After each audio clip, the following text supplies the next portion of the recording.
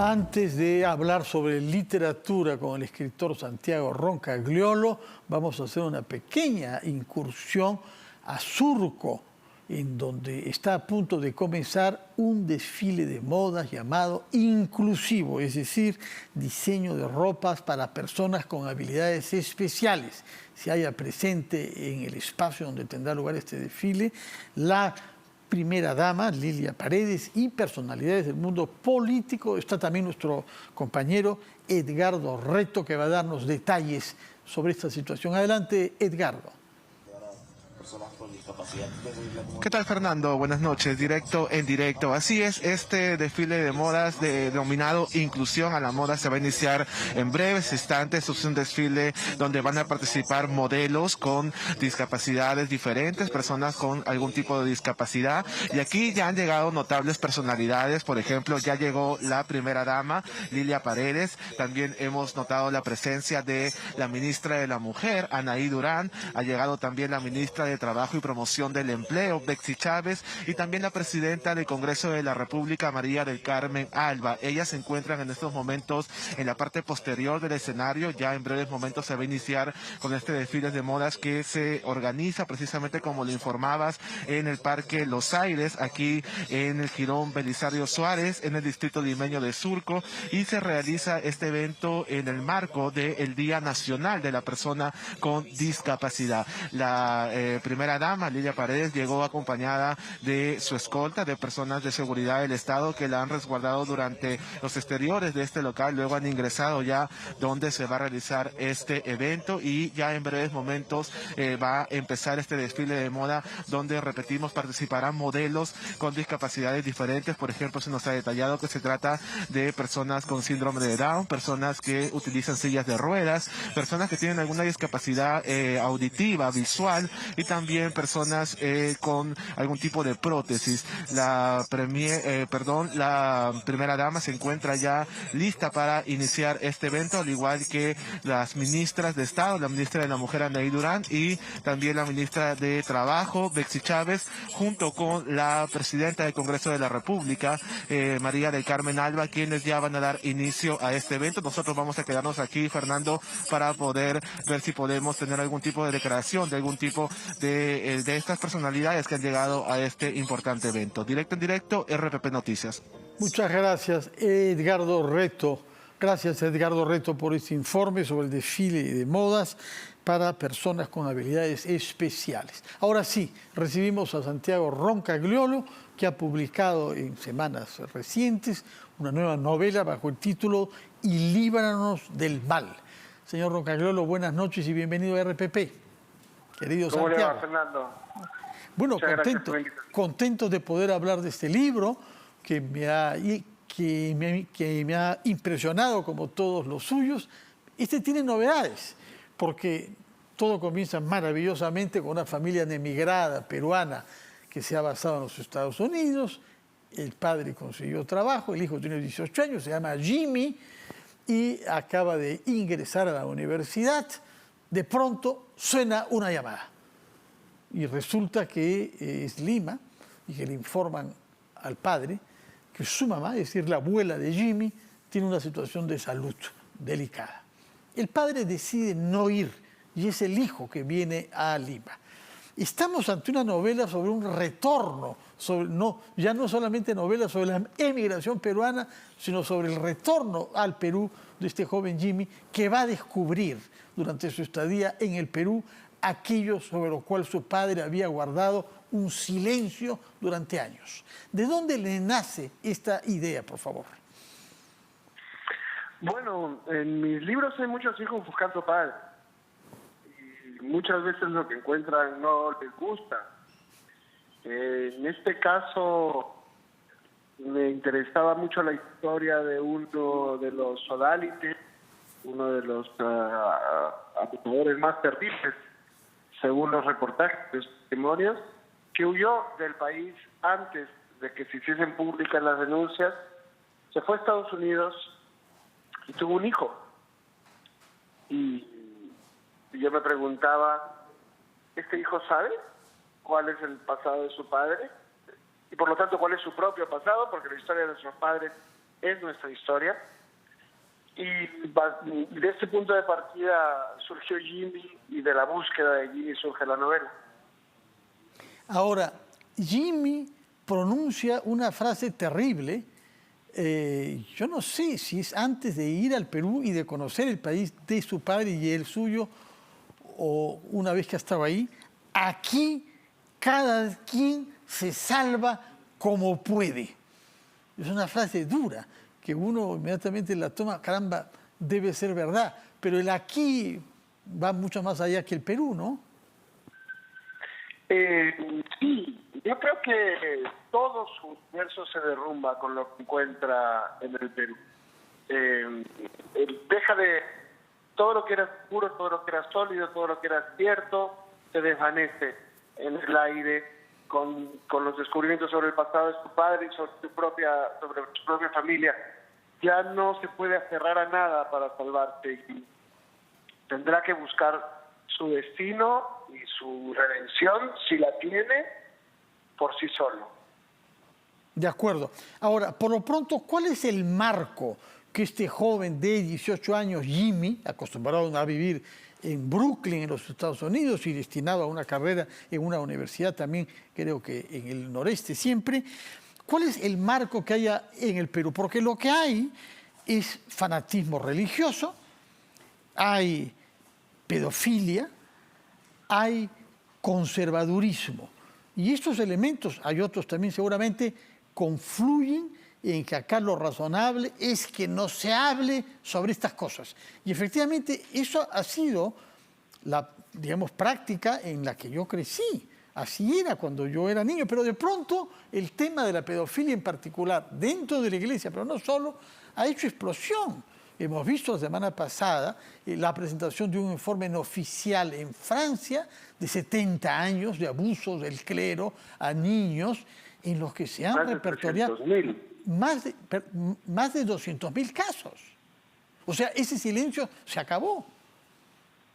Por suerte, porque ese silencio era el refugio del abuso, ¿no? Cuando tú denuncias un caso como este, no solamente denuncias a un cura, denuncias a la congregación de la que él forma parte, y al colegio que te puso en manos de esa congregación, y a la familia que te inscribió en ese colegio, y a los chicos que estuvieron contigo ahí y no dijeron nada. Entonces se crea un manto de silencio, porque toda la sociedad, al menos toda la clase social, se ve comprometida por este tipo de denuncias, y se crea un pacto de callarse lo que ocurre, porque para toda la sociedad es muy difícil aceptar que eso sea verdad. Es más fácil aceptar que la culpa es de la víctima que aceptar que toda la sociedad está podrida, en realidad. Ahora, curioso, en la personalidad del padre hay dos pasiones. Una es la fe católica entendida con sus criterios rígidos conservadores, y luego hacer dinero. Hay esta compatibilidad, hay esta, digamos, equiparidad de dos valores con la misma intensidad que no parecen expresar directamente lo que es el espíritu del Evangelio, ¿no? Bueno, yo creo que la cultura conservadora implica que el dinero es justo. Es decir, que los pobres son pobres porque no se han esforzado suficiente, y que los ricos son ricos porque se lo merecen. Entonces, yo veo mucho en gente que es muy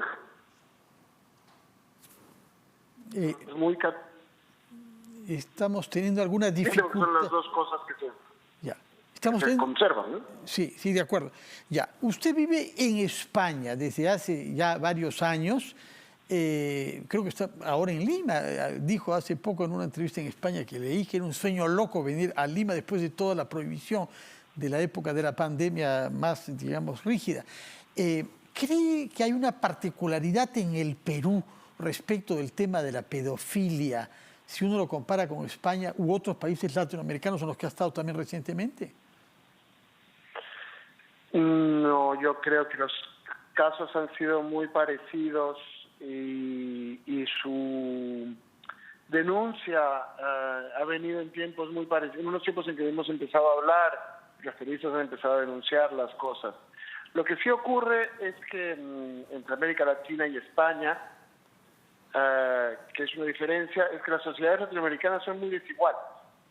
Entonces, y las clases altas son más católicas. Y eso crea mucho poder alrededor de muchos de los casos, ¿no? Son casos asociados a un nivel de dinero, de poder político, de influencia que los protege. Esto en España no fue tan así. Los casos no necesariamente tienen ese elemento de clase. De acuerdo.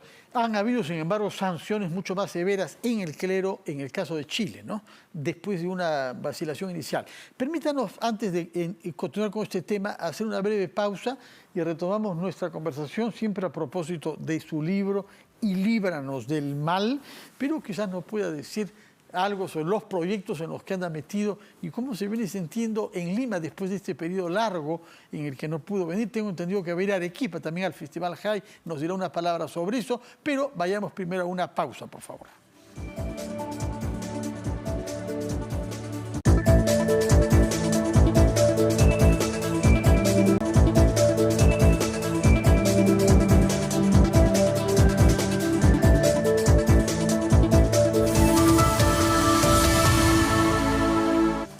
Estamos conversando con el escritor Santiago Roncagliola a propósito de su última novela, Y líbranos del mal.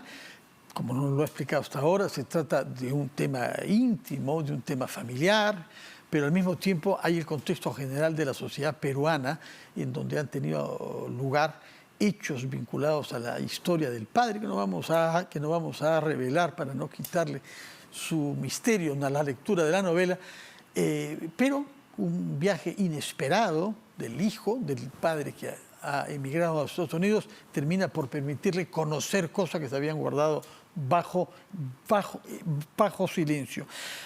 Nos decía usted al principio que en sus libros hay muchos hijos que buscan a sus padres. ¿Qué tipo de búsqueda tiene este Jimmy? Porque él ha mantenido una buena relación con su padre mientras vivió en Estados Unidos. Solamente que la identidad peruana del padre no había nunca salido a luz, puesto que hace saber que el padre tenía muchas relaciones con latinoamericanos, pero no con peruanos en los Estados Unidos, y nunca hablaba sobre su pasado, sus amigos, colegas, compañeros de estudios. Cuando tú emigras, puedes reinventar tu propia historia. Eliminar las cosas que no te gustan, dejarlas en el lugar que abandonaste y pensar que no ocurrieron, ¿no? Y fingir que no ocurrieron. Y a la medida que no tengas mucho contacto con gente que venga de ese lugar, puedes vivir tu propia ficción sin que nadie te interfiera. Pero los que se quedan atrás, tus padres, o los padres del personaje de Sebastián en la novela, se quedan ahí conviviendo con esos secretos, con esos misterios, con los silencios pesados, dominosos, que los agobian. Y lo que hace Jimmy es crecer fuera del Perú, sin saber todos esos secretos, y cuando viaja a Perú se encuentra no solamente con un país nuevo, sino con un pasado nuevo de su propia familia y de sí mismo, que guarda la abuela, que es la que se ha quedado todo ese tiempo enfrentada al horror de lo que ocurrió, ¿no? ¿Cuándo apareció el título del libro? ¿Cuándo se dio cuenta que lo quería llamar usted Y líbranos del mal? Muy pronto, porque me interesaba esa oración. Y no nos dejes caer en la tentación y líbranos del mal. El Padre Perdona Nuestro, a sí. los que nos Sí, ofenden. sí. Toda esa frase del Padre Nuestro tiene mucho que ver con lo que esta novela, con lo que Jimmy busca y no encuentra. Pero ¿quién formula esa invocación? Jimmy, y líbranos del mal. Sí, o yo. Jimmy no la dice explícitamente en ningún momento. me parece que es una idea que flota a lo largo de toda la historia. Los personajes